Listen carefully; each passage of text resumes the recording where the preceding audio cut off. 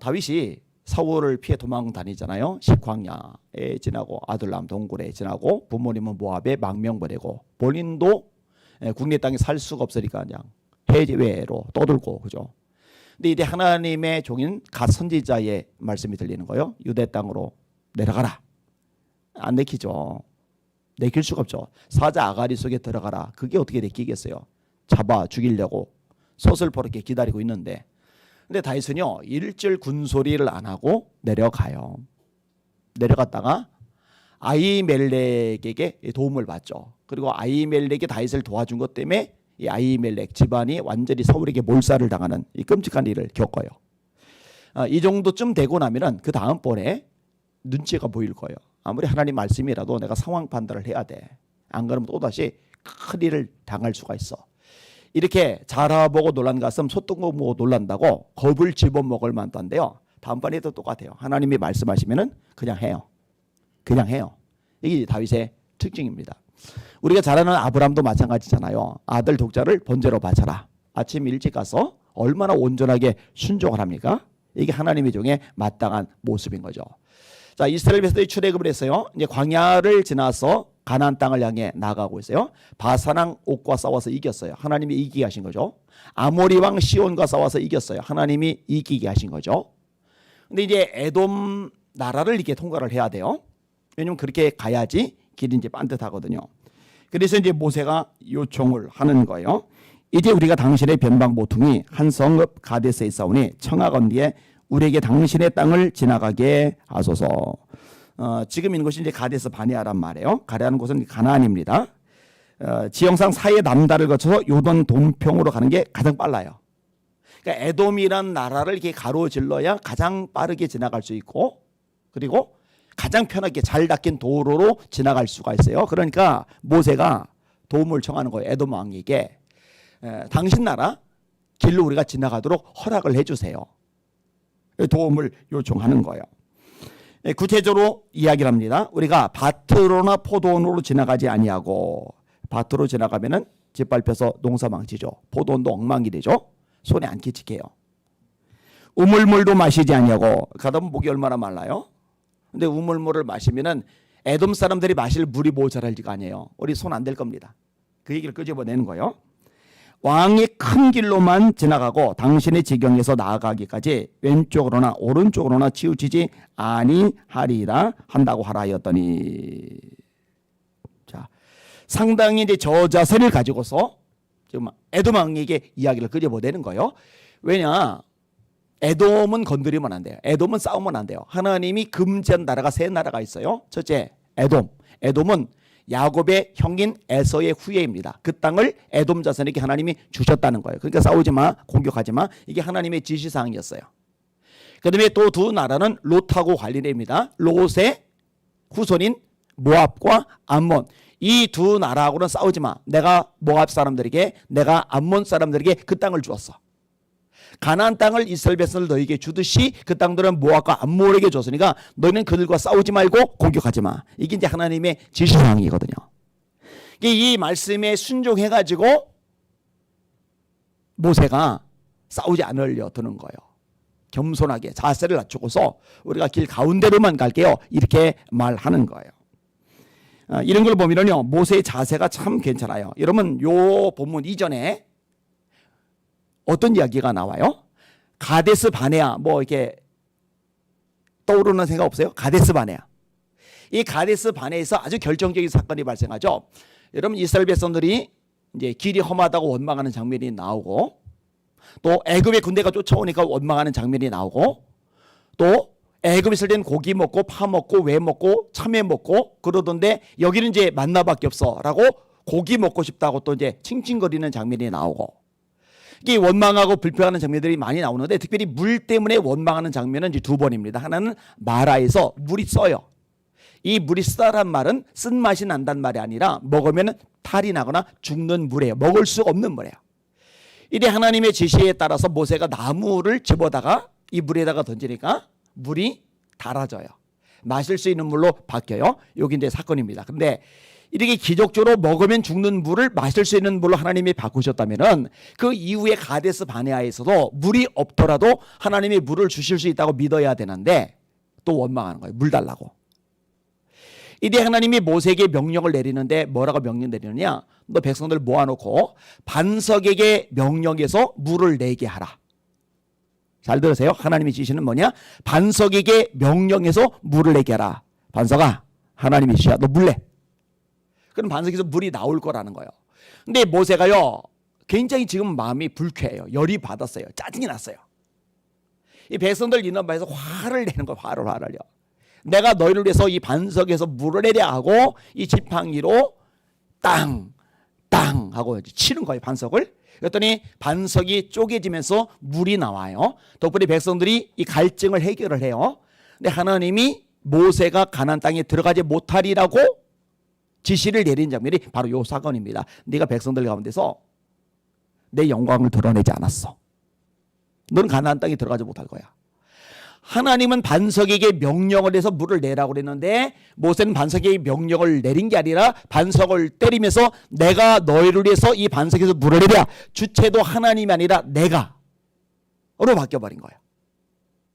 자, 이제 모세는요, 이 징글맞은 백성들, 이 원수 같은 백성들, 이 말도 끔찍하게 안 들은 이 인간들 때문에 애굽의 부귀 영광 모든 좋은 거 싹 포기하고 광야 힘든 길을 지났고 이제 가나안 땅이 코앞인데 그럼에도 불구하고 이 가나안 땅에 한 발자국도 내딛지 못한 채 느보산에서 가나안 땅만 바라본 다음에 죽어야 되는 상황이에요. 이거 얼마나 심기가 힘들겠어요, 그죠?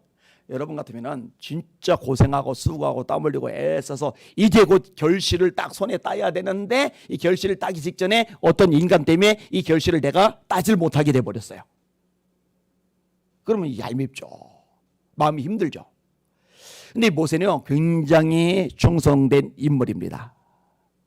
히브리서 11장이 모세에 대해서 이렇게 말씀하죠. 믿음으로 모세는 장성하여 바로의 공주의 아들이라 칭함받기를 거절하고 하나님의 백성과 함께 고난받기를 잠시 죄악의 낙을 누리는 것보다 더 기뻐하고 그리스도를 위하여 받는 능력을 애굽의 모든 보화보다 더 큰 재물로 여겼으니 이런 상주심을 바라봅니다. 그리고 끝까지 이 백성들을 가나안 땅에 하나님의 말씀에 따라서 들어가게 만들려고 애를 쓰는 거야. 아유, 이제 몰라. 이제 멋대로 할 거야. 감정대로 할 거야. 이렇게 나가는 게 아니라요. 자기 감정, 자기의 마음을 다스려 가면서 일을 진행해 나가고 있어요. 정말 충성된 하나님의 종입니다. 자, 이렇게 저 자세를 가지고서 하나님이 에돔 건들지 말라 했으니 건들지 말자. 그냥 이 생각 하나만 가지고서 겸손하게 이야기를 끄집어내는데 글쎄 이놈의 에돔 왕이 상당히 골치 아프게 나오는 거예요. 에돔 왕이 대답하되 너는 우리 가운데로 지나가지 못하리라. 내가 칼을 들고 나아가 너를 대적할까 하노라. 이러니까 모세가요 더 낮춰요. 19절에 이스라엘 자손이 이르되 우리가 큰 길로만 지나가겠고 우리나 우리 짐승이 당신의 물을 마시면 그 값을 낼 것이라. 우리가 도움으로 지나갈 뿐인즉 아무 일도 없으리이다. 근데 에돔 왕이요 고집이 보통 센 게 아니에요. 20절에 그는 이르되 너는 지나가지 못하리라고 에돔 왕이 많은 백성을 거느리고 나와서 강한 손으로 막으니 뭐 어차피 아말렉 족도 이겼겠다. 아모리 왕 시온도 이겼겠다. 바산 왕 옥도 이겼겠다. 지금 거침이 없잖아요. 모압 왕 발락이 겁을 집어먹고 발람이라는 선지자 불러서 이스라엘 백성들 저주해달라고. 그러면 내가 높은 자리 줄게. 이 금은 뭐 다 줄게. 이렇게 겁을 집어먹을 만큼 좀 대세가 기울었거든요. 사기가 충천하거든요. 에라. 이렇게 우리가 두 번씩이나 겸손한 자세 저 자세를 보이는데도 이렇게 삐딱하게 나와 니들 다 죽었어. 이게 할 만한데요. 모세는 안 그래요. 마음이 상하지만 힘든 여건이 되지만 그럼에도 불구하고 하나님의 명령하신 대로 순종하는 거예요. 여러분 이 모세와 관련해서 많이 나오는 표현이 있어요. 여호와께서 명하신 대로 다 순종하였더라. 여호와께서 명하신 대로 다 순종하였더라. 여호와께서 명하신 대로 다 순종하였더라. 이걸 제가 세다가 너무 많아서 말하는데 이 표현이 꽤 많이 나와요. 여호와께서 명하신 대로 다 순종하였더라. 어떤 건 순종하고 어떤 건 순종하지 않고가 아니라 다 순종하였더라. 할렐루야. 이게 이제 모세의 진짜 위대함이죠. 오늘 본문의 상황도 마찬가지인 거예요. 자, 신명기 2장의 내용을 제가 조금 인용해드리고 정리를 할게요. 우리가 방향을 돌려 여호와께서 내게 명령하신 대로 홍해의 길로 광야에 들어가서 열단을 통한 세일산을 두루 다녔더니, 세일산, 에돔 사람이 거하는 곳이 세일산입니다. 이거는 지금 신명기서의 내용입니다. 그러니까 창세기, 출애굽기, 레위기, 민수기까지 거치고 나서 신명기는 모세가 지난 날들을 추억하면서 백성들에게 설교를 하는 내용이 신명기 내용이거든요. 그러니까 이 신명기서를 읽어보면은 출애굽의 모든 과정 속에서 일어났던 것들을 요약해서 정리해서 설명하면서 메시지를 전하는 대목이 나와요. 그 내용이 나오는 거예요. 세일산을 두루 다녔더니 여호와께서 내게 말씀하여 이르시되 너희가 이 산을 두루 다닌 지 오래니 돌이켜 북으로 나아가라. 너는 또 백성에게 명령하여 이르기를 너희는 세일에 거주하는 너희 동족 에서의 자손이 사는 지역으로 지날진대 그들이 너희를 두려워하리니. 에돔 사람이 이스라엘을 두려워한 거네요. 왜냐면 애굽을 작살냈으니까. 홍해 애굽의 군대가 수장됐으니까. 아까도 말했듯이 바산왕 옥, 아모리 왕 시온, 에말렉 쪽까지 다 박살냈으니까. 그러니까 모압 왕이 겁먹으니까 에돔 왕도 역시 겁먹는 거예요. 그들이 너희를 두려워하리니 너희는 스스로 깊이 삼가고 그들과 다투지 말라. 그들의 땅은 한 발자국도 너에게 주지 아니하리니 이는 내가 세일산을 에서에게 기업으로 주었습니다. 너희는 돈으로 그들에게서 양식을 사서 먹고 돈으로 그들에게서 물을 사서 마시라. 자, 모세가 저자세인 거는 힘이 없어서가 아니에요. 감정적으로 상하지 않아서가 아니에요. 힘들지 않아서가 아니에요. 하나님의 말씀이 있는 거예요. 너희는 에돔 사람하고 다투지 마. 너희는 에돔 사람하고 다투지 마. 그러면 모세는 이걸로 게임 오버, 이걸로 끝이에요. 하나님이 다투지 말라고 하셔서 그러면 우리는 다투면 안 돼. 그리고 그대로 순종하는 거예요. 여호와께서 명령하신 대로 다 준행하였더라. 이게 위대한 하나님의 사람. 여러분, 저와 여러분들이 배워야 할 점이 이겁니다. 끝까지 모든 말씀에 온전히 순종하는 저와 여러분들 되시기를 예수님의 이름으로 축원합니다. 여러분, 교회가 강력해지는 비결이 뭘까요? 세상 따위에, 권력 따위에, 문화 따위에, 원수 마귀 따위에 굴복하지 않고 맥 빠지지 않고 흐느적거리지 않고 승리를 거둘 수 있는 비결이 뭘까요? 간단합니다. 하나님께서 함께 해주시면 됩니다. 하나님이 승리케 하시면 됩니다. 그럼 그렇게 될 수 있는 비결이 뭘까요? 하나님의 말씀에 온전히 순종할 때 하나님이 지켜주시고 역사하시고 도와주시는 거 믿으시길 바랍니다. 여러분, 예수님의 주옥 같은 말씀이 산상수훈이잖아요. 그게 마태복음 5장과 6장과 7장이잖아요. 자, 시험 맛보기로 그 팔복 중에 앞부분 아니구나. 산상수훈 중에 앞부분 이 팔복에 대해서 우리가 암송을 했었는데 한번 해봅시다. 주신 분들만 한번 해보세요. 시작. 예수께서 무리를 보시고 산에 올라가 앉으시니 제자들이 나온지라. 입을 열어 가르쳐 이르시되 심령이 가난한 자는 복이 있나니 천국이 그들의 것이며 애통하는 자는 복이 있나니 그들이 위로를 받을 것이며 온유한 자는 복이 나니 그들이 땅을 기업으로 얻을 것이며 의에 줄이고 목마른 자는 복이 나니 그들이 배부름을 얻을 것이며 긍휼히 여기는 자는 복이 있나니 그들이 긍휼의 여김을 받을 것이며 마음이 청결한 자는 복이 있나니 그들이 하나님을 볼 것이며 화평하게 하는 자는 복이 있나니 그들이 하나님의 아들이라 일컬음을 받을 것이며 의를 위하여 박해를 받은 자는 복이 있나니 천국이 그들의 것임이라. 나를 인하여 너희를 욕하고 핍박하고 모든 거짓으로 너희를 거슬려 온갖 악한 말을 할 때는 기뻐하고 즐거워하라. 하늘에서 세금이니라. 너희 전에 있던 선지자들도 이같이 박해하였느니라. 자, 이 팔복을 기점으로 너희는 세상의 소금이야, 세상의 빛이야, 이런 말씀 나오잖아요. 원수에 대한 얘기 나오고, 그다음에 마태복음 6장에 넘어가서 금식할 때 은밀하게, 기도할 때 은밀하게, 구제할 때 은밀하게, 주기도문하죠. 무엇을 먹을까 마실까 염려하지 마, 무엇을 입을까 염려하지 마, 너희는 먼저 그의 나라와 그의 일을 구해, 이런 말씀이 나오죠. 마태복음 7장에서 비판받지 않으면 비판하지 말고 헤아림을 받지 않으면 헤아리지 말라, 이런 말씀. 구하라, 찾으라, 두드리라, 이런 말씀들을 쭉 가신 다음에 예수님이 뭐라 하시느냐. 그날에 많은 사람이 나더러 이르되 주여 주여 우리가 주의 이름으로 귀신을 쫓아내며 새 방언을 말하며 많은 권능을 행치 아니었나이까. 주의 이름으로 선지자 노릇하며 주의 이름으로 귀신을 쫓아내며 주의 이름으로 많은 권능을 행치 아니했나이까리니 내가 그때 그들에게 밝히 말하되 내가 너희를 도무지 알지 못하니 불법을 행하는 자들아 내게서 떠나가라리라. 불법 이런 말이 나와요. 말씀을 어기는 게 불법이에요. 나더러 주여 주여 하는 자마다 다 천국에 들어갈 것이 아니요 다만 하늘에 계신 내 아버지의 뜻대로 행하는 자라야 들어가리라. 이 말씀에 순종하는 자를 이야기를 하는 거예요. 그 다음에 제일 마지막 부분이 뭐예요?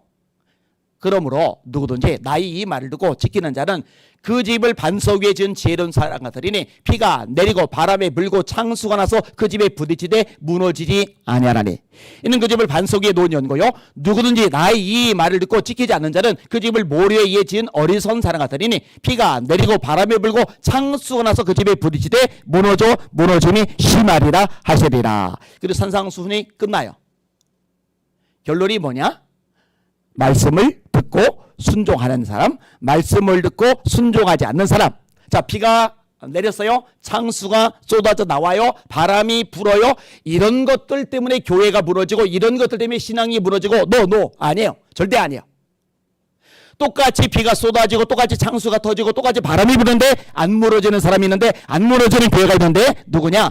말씀에 순종하는 사람, 말씀에 순종하는 교회는 세상에 어떤 비바람도 교회를 그 성도를 무너뜨릴 수 없습니다. 할렐루야. 이게 예수님의 말씀의 결론이에요. 자, 그러면 이제 아주 자연스럽게 결론이 나오죠. 교회가 무기력하고 메가리가 없고 얻어터지고 주눅 들고 힘머리가 하나도 없는 거는요, 세상 권력이 너무 세서 세상 문화가 너무 거세서 세상의 대적자들이 안티기독교들이 너무너무 많아서가 아니라 교회가 말씀 위에 든든히 서 있지 못하기 때문이라는 거.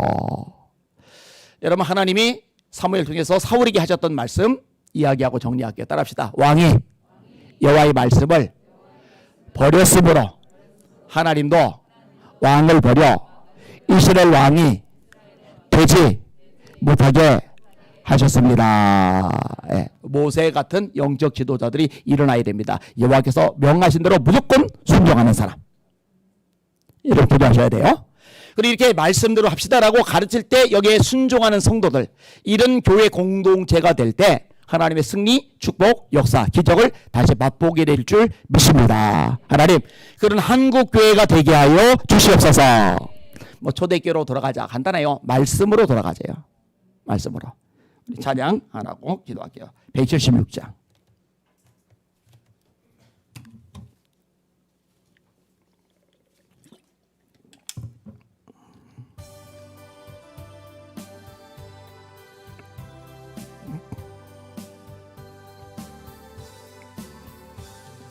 주 어느 때 다시 오실는지 아는 이가 없으니 등 밝히고 너는 깨어 있어 주를 반겨 맞으라. 주 안에서 우리 몸과 마음이 깨끗하게 되어서 주 예수님 다시 오실 때에 모두 기쁨으로 맞으라. 주 오늘에 다시 오신다면 부끄러움 없을까? 잘하였다 주님 칭찬하며 우리 맞아 주실까? 주 안에서 우리 몸과 마음이 깨끗하게 되어서 주 예수님 다시 오실 때에 모두 기쁨으로 맞으라. 주 예수님 맡겨주신 일에 모두 충성 다했나. 내 맘속에 확신 넘칠 때에 영원한 시 얻겠네. 주 안에서 우리 몸과 마음이 깨끗하게 되어서 주 예수님 다시 오실 때에 모두 기쁨으로 맞으라. 주 예수님 언제 오실는지 한밤이나 낮이나 늘 깨어서 주님 만는 성도 주의 영광 보겠네. 주 안에서 우리 몸과 마음이 깨끗하게 되어서 주 예수님 다시 오실 때에 모두 기쁨으로 맞으라. 아멘. 재현이는 자주 보는데 우리 재훈은 방학이야? 그래서 그렇구나. 아이고 반갑다 야. 다나도 자랐고. 다나의 담비야. 둘이 있을 때는 알겠는데 혼자 있으니까 언니인지 동생인지 헷갈리는데. 정영은 잘 갔다 오고? 좋아요. 우리 같이 한번 기도할게요. 두 손 들고 합심해서 기도합시다. 하나님 아버지, 한국교회가 말씀으로 돌아가게 하여 주시옵소서. 간증도 귀하고 예화도 귀하고 유모도 필요하겠지만 간증보다 예화보다 간증보다 말씀 자체를 가르쳐줄 때 가장 맛있게 받아먹는 손 돌리게 하시고 강단마다 하나님의 말씀을 불타자고 있는 그대로 선포되는 한국교회 되게 하셔서 한국교회가 말씀에 세워지게 하여 주시옵소서. 우리 주여 한 몸으로 합심하여 기도합시다. 주여 하나님 아버지 감사합니다. 찬양과 존귀와 영광과 경배 받으시길 원합니다. 하나님 아버지 능력의 말씀께 너희를 부탁하노니 그 말씀이 너희를 능히 든든히 세우사. 바울 사도가 고백한 내용입니다. 하나님 성도들을 능력의 말씀께 부탁했다고 합니다. 맞습니다. 말씀은 단순히 문자가 아닙니다. 우리를 붙잡아 주시는 하나님의 능력입니다. 하나님 아버지 말씀을 버린다는 것, 이것은 그 하나님을 버리는 것과 마찬가지입니다. 그러기에 사무엘은 사무엘에게 말합니다. 왕이 여호와의 말씀을 버렸으므로 하나님의 왕을 버려 이스라엘 왕이 보지 못하게 하셨습니다. 이 예언의 말씀을 읽는 자와 듣는 자들과 지키는 자들이 복이 있나니 때가 가까웁니다. 맞습니다. 하나님의 말씀을 읽는 자가 복이 있습니다. 하나님의 말씀을 듣는 자들이 복이 있습니다. 하나님의 말씀을 지키는 자들이 복이 있습니다. 주님, 한국교회가 복이 있는 비결이 무엇입니까? 복을 받으시는 눈을 주는 비결이 무엇입니까? 말씀에 거하는 것입니다. 하나님, 그런데 너무나 많이 말씀에서 벗어나 있습니다. 배교를 교회 안에 들여놓았습니다.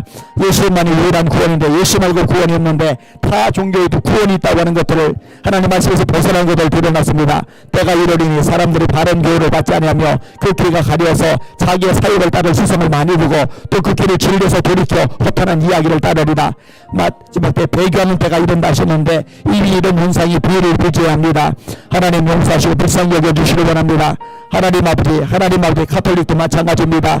예수님의 자리에 마리아를 올려놓았습니다. 오직 믿음으로 구원받는데 잡동사니로 구원받는다 가르칩니다. 그런데 형제라고 이야기를 합니다. 이 역시 배교입니다. 직체 일치 운동이 벌어졌습니다. 가톨릭과 연합운동이 벌어지고 있습니다. 아버지 하나님 용서하시길 바랍니다. 불쌍히 여겨주시기 바랍니다.